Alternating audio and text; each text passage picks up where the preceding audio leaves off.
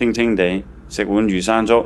喂，唔好意思喎，光頭佬，俾你坐咗幾日榜首，咁快要你讓返個位出嚟，唔緊要啦，都叫威過幾日，過完一咪算咯。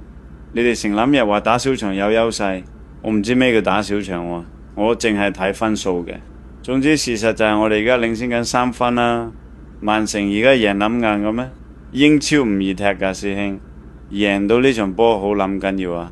本身想數多幾球拉開得失球嘅，不過呢排狀態有少少下滑，班球員踢得有啲緊張，唔係好入局，好幾球餐市都把握唔到，淨係入到1球，有啲可惜。但最緊要係完成任務，全取3分。我廠又入角球啦，以為我哋又玩逼地鐵戰術啊？錯啦，今次係玩短傳，咁易俾你估到就唔係我大 Sir 啦。清脆利落令組織啊！問你死未？滿意啦，冇嘢好講啦。呢場贏波我先大大聲講，約基利斯比普比條諗樣咁樣諗低都冇事，有冇搞諗錯？老老豆豆，唔識波嘅人都知你球紅諗硬啦。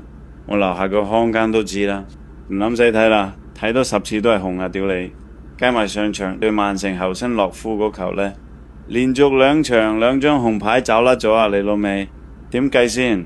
如果2張紅牌都俾晒，我使同曼城玩得失球，課咁多金都想黑走我，闖個英超冠軍，踩親你條尾啊！而家回水啊，撲街球證總會。不過唔緊要，我廠仲係咁諗 firm， 真金不怕紅爐火，我哋靠自己實力贏波贏英超。而家我哋信心返晒嚟啦，耶穌都阻我哋唔住噶啦，連埋歐冠，我好有信心可以做雙冠王。